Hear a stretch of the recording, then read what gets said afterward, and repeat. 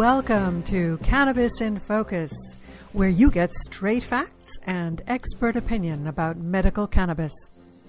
Our guests ranged from medical practitioners and scientists to producers and patients, and our goal is to help you make informed decisions for your health and well-being. I'm your host, Miriam Knight, and today's guest is Mark Hashim, MD. He is a board-certified anesthesiologist and a diplomate of the American Board of Anesthesiology, who specializes in pain management. For the past 23 years, he has been helping thousands of patients manage their chronic, painful medical conditions. Dr. Hashim was one of the first physicians in the state of Florida to qualify with the Department of Health to be a provider for medical cannabis, and he is considered a pioneer in this complicated field and the leader in the Florida medical marijuana industry. Welcome, Dr. Mark Hashim. Well, thank you, Miriam, and thanks for having me on the show. Hopefully we can give some insight to a lot of individuals out there and help them out or help cure what ails them with regard to marijuana. Well, that's the name of the game, so let's dive into it. As an anesthesiologist, what aroused your interest in cannabis? And I'm guessing that you took some ribbing about hash being in your name. No, I think that's just the ironic twist to it. Actually, my nickname in high school was Hash, but it had nothing to do with me using the medication. What aroused my interest, quite frankly, was I was at a medical conference for interventional pain management, and I heard a voice yell out my name, and it was a friend of mine who was a vendor at the conference, and he was introducing medical marijuana to the pain practitioners. And I ended up spending most of my weekend hovering around his site and asking him and his cohorts from Colorado all about cannabis, because I didn't know anything about it. So that roused my interest, and when I got home from the meeting, I just decided to take it upon myself to do some research. And after I did quite a bit of research, I was really embarrassed and ashamed that I had not looked at this before and realized it had quite a few implications for helping my patients, not only with their pain, but also to help get them off of big pharma medications. And as a pain practitioner, it's ironic, but I can't stand narcotics nor benzodiazepines, the most addictive medications that we prescribe on a routine basis. And I've always been in search of trying to find an answer on how to heal people and help them, yet not addict them. And this seemed to fall into my lap to be the perfect answer for what I was looking for. So I just started just reading as much as I could, attending as much as I could as far as meetings. And when the course came about in Florida that we were allowed to take, I was one of the first to take it. And I didn't hold back, and I just started working on my patients and realized that over time this thing was fantastic. Mm-hmm, mm-hmm. It's kind of ironic considering that cannabis has been around for many thousands of years, and up until the early 40s, 30s, it was actually a part of in fact, one of the biggest parts of the American pharmacopoeia. So I take That's correct. You never learned about it in school at all. Well, that's the problem, and that's what I'm actually working on in a way now. No, they never teach in medical school the endocannabinoid system. They don't inform us in residency about it. They don't teach us how to manage it, and I find that to be a big problem. So that's why, as a anesthesiologist, we're deeply involved in physiology and pharmacology, so it was a perfect fit for me, but it really give me a strong desire to want to go teach the younger generation of physicians and wannabe physicians about this while I was managing my patients, because I was learning that this was such a great answer to a lot of problems, and I was just dumbfounded that we're not taking full advantage of this plant to really get us out of this crisis that we're in. So part of what I've done is I've gone and I've spoken to, given talks to not only physicians, but also other class of physicians called residents who are in the residency program. And when I asked them, I said, hey, can I have a show of hands? There were 75 of them. Can I have a show of hands of how many of you out here have heard or were taught in medical school the endocannabinoid system? And nobody raised their hand. And then I asked, how many of you were taught this in residency? Nobody raised their hand. And I said, how many of you are scared to death that when you finish your residency now or in a year or two from now, you're going to be out there and patients are going to ask you about marijuana as a treatment option, and you're going to know nothing? And they all raised their hand. And it's just, and to me, that was game on. Let's go. Let's delve into the physiology and the pharmacology.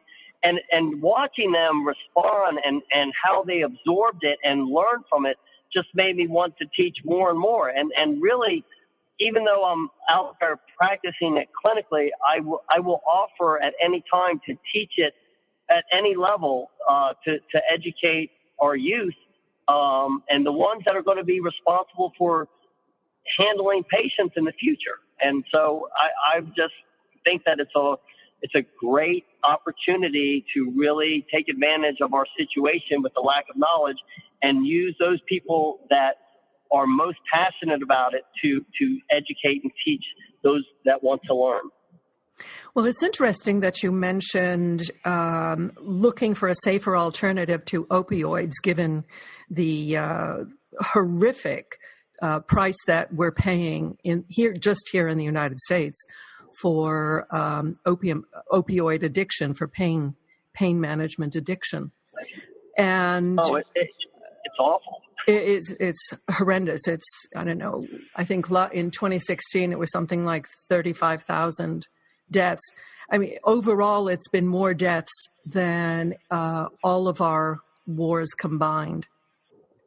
It's insane. It is. People don't understand. 91, this is according to 2015 statistics, 91 people a day die from an overdose of benzodiazepines or narcotics or a combination thereof. And that's why I was so anti-narcotics, because I knew of the overdose risk. And when I found this, I'm like, this is the answer. And it's the answer because it works synergistically on the opium receptors for the patients. It allows them to immediately decrease their dosage of their narcotics. And then as you start to get used to taking it on a daily basis, they naturally come off of their narcotics. And I can get them off of these pain medicines in at least 20, I would say 5 times faster than if I didn't have the cannabis on board with the patient, because it assists in the withdrawal symptoms and assists them with confidence to come off of their narcotics. And then it works better. And then I return them, most importantly, to an improved quality of life. And that's really I'm giving them something where I can sleep at night. It's safe. Nobody's going to die from this. And I am helping them get off of what can kill them and what has ruined their family and their relationships with their significant others because of the impact that narcotics have. You have to be sympathetic, because when you have extreme pain or anxiety in your life, you cannot manage your life. Nothing else matters but relieving that pain and anxiety. So finding an alternative to that, as you're offering, is life-changing. And it gives me far greater pleasure to see patients come in and have their significant others or their family members give me a hug and say, thank you for returning my spouse or my friend or my family member back to the way they used to be. And we're off of not only the narcotics, but other things follow. They get off of alcohol. Some of them get off of cigarettes. All of these addictive things that people are on we can usually use cannabis to help them get off of that. And at the same time, like you addressed, we're helping their anxiety, their anxious states, those states that maybe the narcotics created, or maybe the narcotics are used to cover up. But one way or the other, we give them more clarity in their life, and we focus them on their enjoying their time now, as opposed to chasing down narcotics or wondering about their pain or how they're going to live or how they're going to manage with this addiction. So it's a wonderful tool. Well, this is an interesting time in the country because people are waking up to the benefits of cannabis. And yet, as they're voting with their dollars, the pharmaceutical industry, which to a great extent is a big funder of political campaigns, and we know that there's a revolving door between it and the FDA. Anyway, they are getting bad news in terms of their bottom line. I was just reading a report from the research firm New Frontier Data that identified 9 areas where medical cannabis is expected to have the most damaging impact on their profits. And among those areas, spending on treatments for chronic pain and post-traumatic stress disorder represent about 60% of the total. I mean, that's really big. And it was something like $25 billion in 2016. Now, of those, and then going back to what you just said, of those people surveyed, 39% said that they had switched because cannabis had less side effects. 27% felt it was safer, and 16% said it was actually better at treating their symptoms. So this is really something whose time has come. Most definitely. And I'm not surprised that Big Pharma is upset about that, because if you look at there's a couple things. If you look at the states that are fully legal, some of the studies have shown that there's a 25% reduction in opioid deaths and upwards of 50% reduction in Big Pharma prescriptions. Mm-hmm. So the Big Pharma is taking a big hit, and therefore they're reacting, because anyone that gets a 50% pay cut is going to give a reaction. Now, the reactions are coming on multiple levels. Some of them, typical Big Pharma, trying to get into the marketplace, yet by manufacturing or synthesizing or altering the plant, which I don't understand why you have to alter it because it's so effective. Or there's been some talks, and I've seen some reports of some of the Big Pharma companies trying to get into the marketplace with the cannabis in and of itself.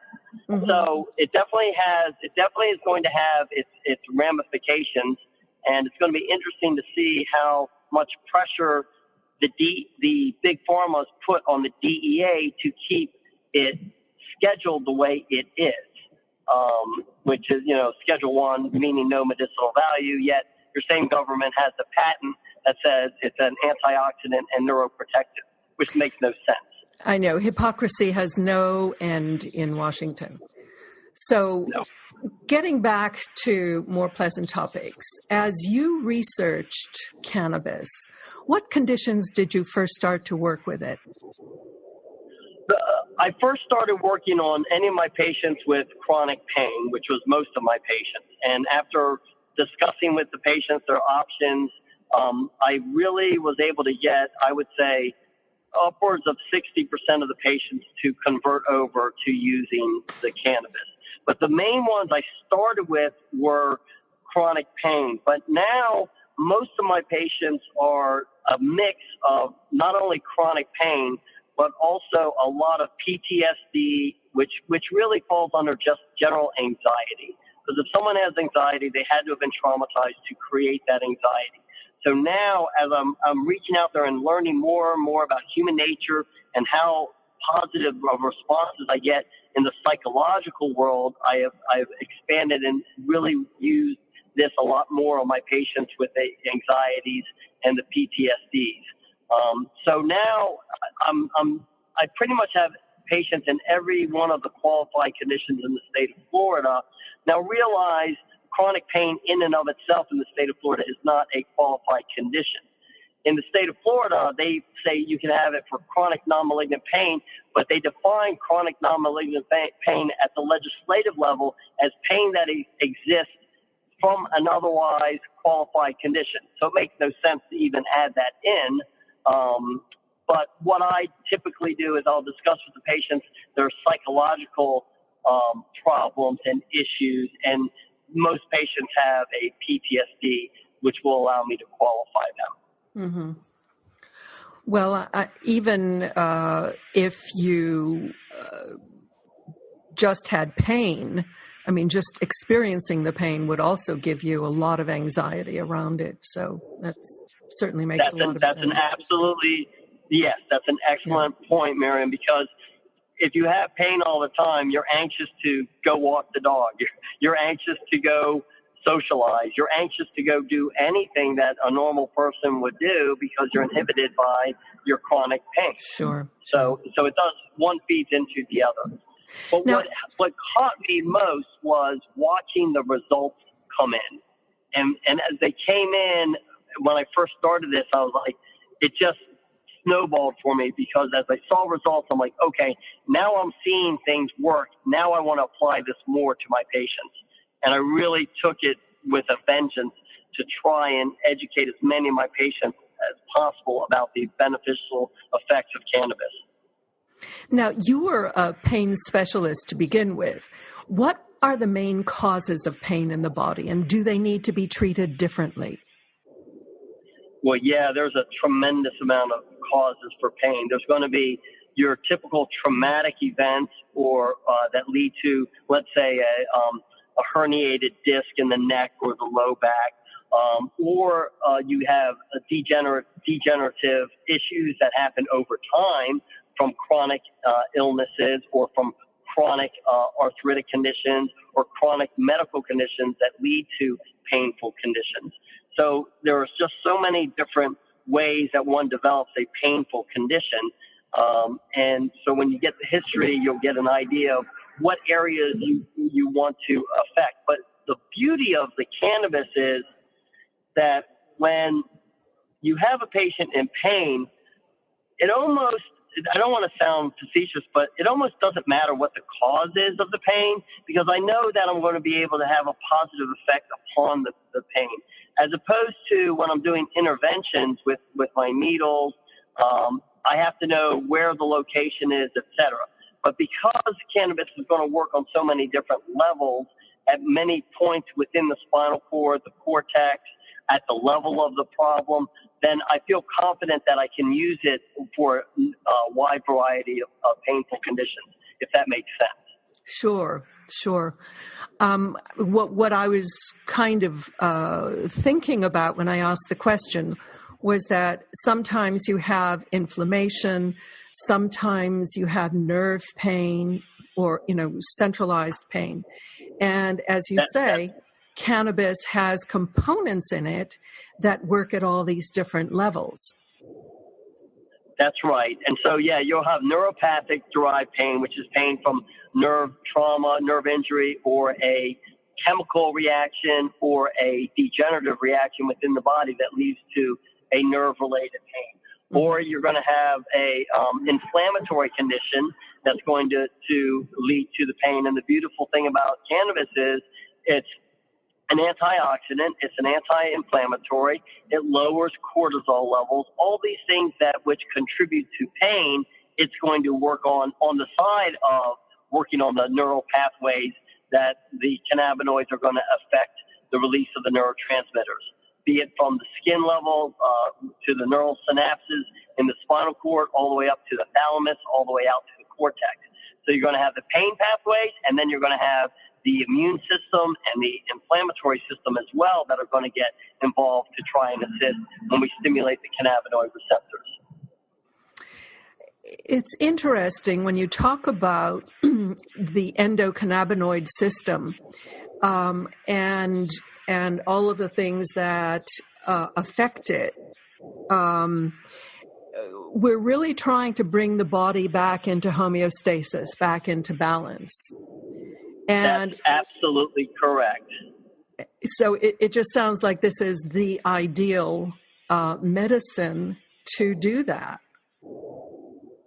No, it is, because we have to understand, and you've had it on one of your earlier podcasts, one of the other physicians who did an excellent job, was talking about the homeostatic balance that the body has, and the endocannabinoid system maintains that balance. And a lot of times our patients have what we call an endocannabinoid deficiency, where they're not producing enough cannabinoids.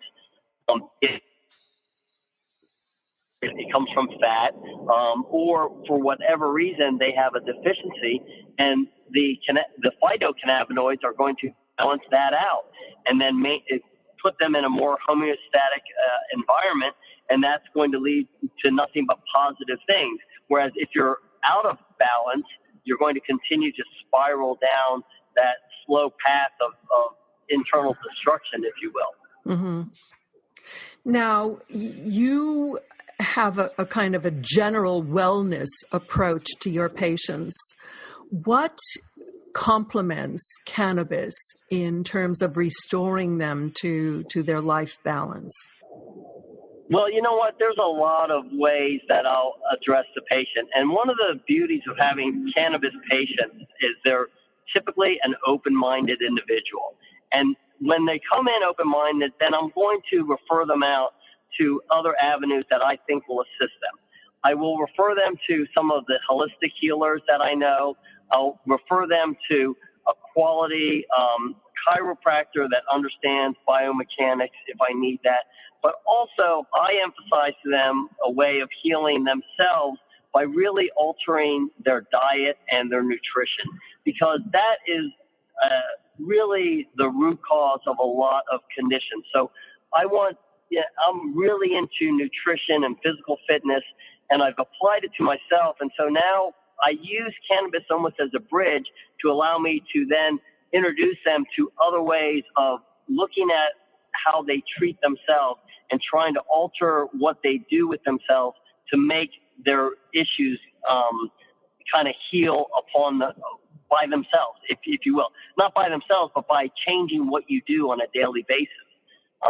We are fraught in this country with obesity, with a significant rise of autoimmune disorders, and all of these things and disease states are really coming from what you consume, and how you eat, and how bad you eat or how good you eat will determine how well you live. And I just want to impose to the patients that, yes, this is cannabis, and yes, this is going to work, but let's try to change other things about our lives as well. And let's take advantage of our situation now that we're off of these medications and big pharma drugs that have multiple side effects that are adversely affecting you. Now that we're clean, let's try to clean up our diet as well. And that's just other avenues that I introduce. And I get a feel for the patient on whether or not they want to explore that. And if I feel that they're very open-minded, then I'm going to delve into it, because I believe wholeheartedly that it's extremely important. Now, a lot of people, particularly in advanced years, could really benefit from cannabis, but they're afraid of getting high. You know, they come from the reefer madness generation. Are there effective forms that will not get them high? Absolutely. And most of the times we haven't really talked about what we utilize in the medical cannabis industry, but I sometimes start just with either low THC, high CBD concentration, whereby we're going to stimulate the cannabinoid system that way, or I will put them on what we call a balanced solution with equal parts THC and cannabidiol. And by doing that, the cannabidiol blocks the THC at the psychoactive center, yet the THC works in synergy with the cannabidiol at the CBD receptors. So we can easily manipulate what's in the plant to give the patient the outcome that they're looking for. And, you know, most of the elderly patients, you're right, they're worried about being high, but they want to feel better. And you can utilize the cannabidiol with the THC and ratios to allow for that and afford them that improvement in their quality of life without them feeling too high. Lots of times I will throw in some indica strains, even in those patients in the evening, if sleep is a major issue, and the cannabidiol by itself isn't helping, then I might throw in some indica right before bed to really assist them with sleep, because if we're not sleeping, we're not healing and we're not repairing our bodies. So sometimes I'll do that as well. But to answer your question, it's so easy to use different parts of the plant and get results without them worried about feeling high. Well, that's very reassuring. But, still these patients, when I'm thinking of a state like Oregon, where we have legalized both medical and recreational marijuana. And so you go into a dispensary and you do feel like a stranger in a strange land if you haven't been, if you kind of skipped the 60s. So what should you look for in choosing a product? Okay, let's say you're in a state that's fully legal. You want to skip the doctor step, which I understand, and you walk into a dispensary. What should you look for is a great question. You should really start with just something that has a low amount of THC and a high percentage of CBD. Typically, I would say somewhere around maybe 10% CBD and maybe 1% or less of THC. And just take a small amount of that, try that for a couple weeks and see what that does.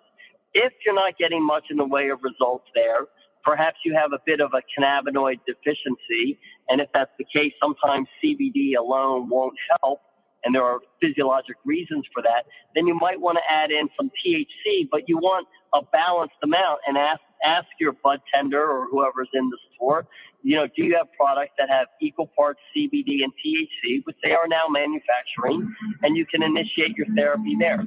But the key with anything when you do cannabis or any variant thereof is, remember this: start low and go slow. So you always start. I like using sublingual tinctures for my patients, and that way they can titrate to effect, and they start with a very low amount, and every 4 days increase it by a small amount until they get results. And I just encourage anyone out there, just have patience, and it will slowly work its way around for you if you take that approach, and you're not going to risk putting yourself in an awkward situation. But, even if, let's say, this is a side note to teaching or helping individuals that let's say somebody inadvertently takes too much THC and the elderly is high. Well, the answer is take cannabidiol. That's your antidote. And so with my patients, even if I put them on balanced solution or something with a little bit higher THC, I'll always make sure that they have some cannabidiol around to take in case they feel awkward, because it'll get them out of that situation.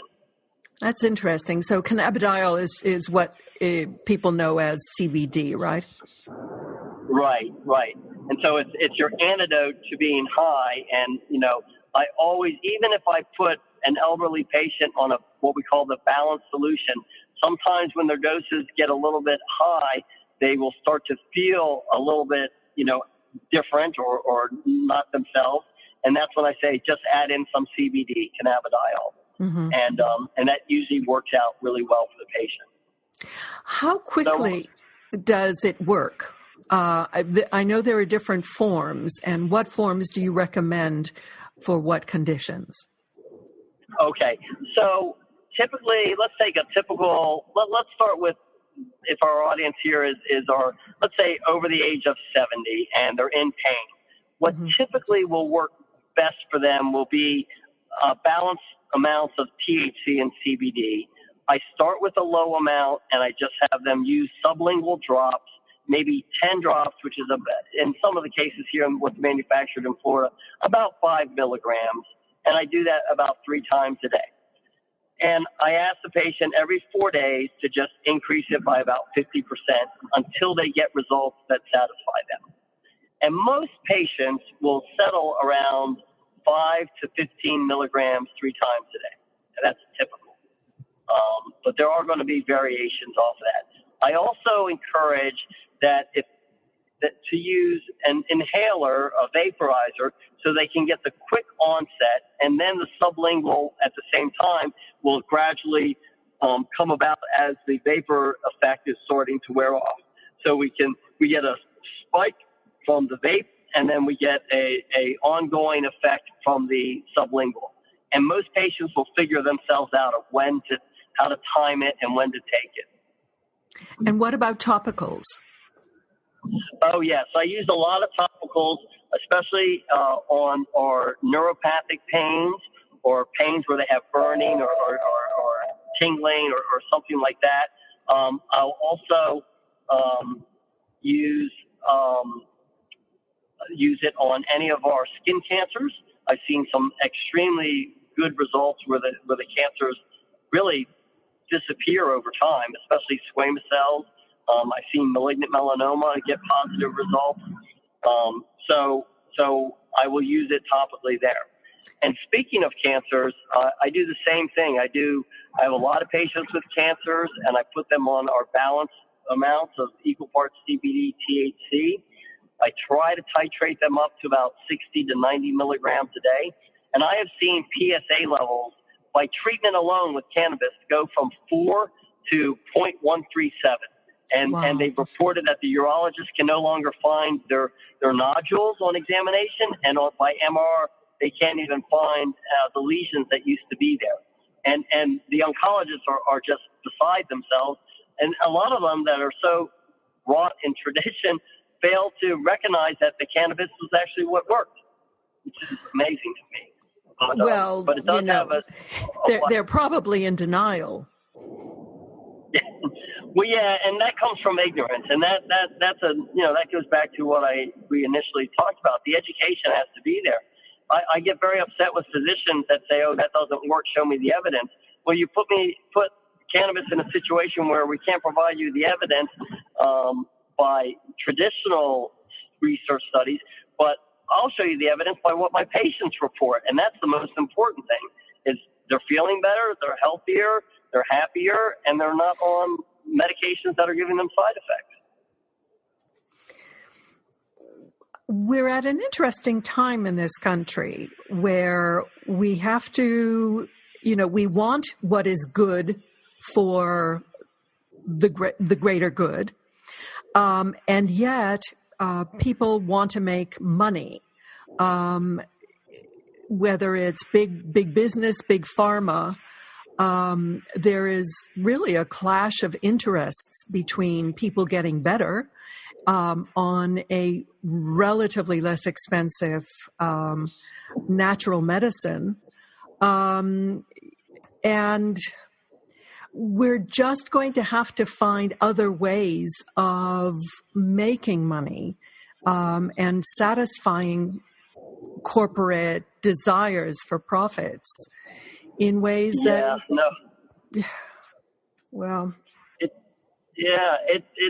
you bring up, you bring up a fascinating point, because corporate money is going to get into this because they see it's a big business. And it's kind of, I wasn't around for when Prohibition was being lifted, but it's got that same look and feel to it. That and the tobacco industry too. They're waiting to pounce. Oh yeah. Tobacco industry's probably not happy either, but they want to get in as well, I'm sure. Well, the tobacco industry has had to reinvent itself. Now we're even seeing the soft drinks industry, when it's coming under pressure from the research on sugar, is trying to reinvent itself. So it reminds me of Churchill saying that about Americans, that they will eventually do the right thing after they've tried all of the other alternatives. That's perfect. That actually, that is cannabis in Florida to a T. I won't even go into how bad the legislator is dealing with this, but we'll leave that alone. That could be a whole discussion for another day, I guess. Well, I think we're going to have another day, Mark, because this has been fascinating, and I don't want to overload our listeners. What website can people go to if they're in Florida and they want to connect with your practice? Sure. So the name of my practice is The Herbal Clinic MD, and the website is the www.theherbalclinicmd.com. Simple as that. Simple as that. So, do you have any words of wisdom for people who are still kind of teetering on the brink and would kind of like to try?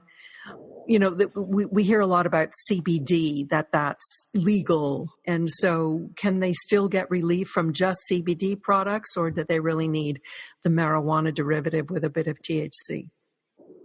Well, you know, there is a bit of science to what we call the entourage effect, where you need some THC along with the cannabidiol and all the terpenes and terpenoids and everything that which the plant has to offer. But, you know, we still get the CBD from hemp, which is a strain of the cannabis. But it's important that they look at where is this product coming from.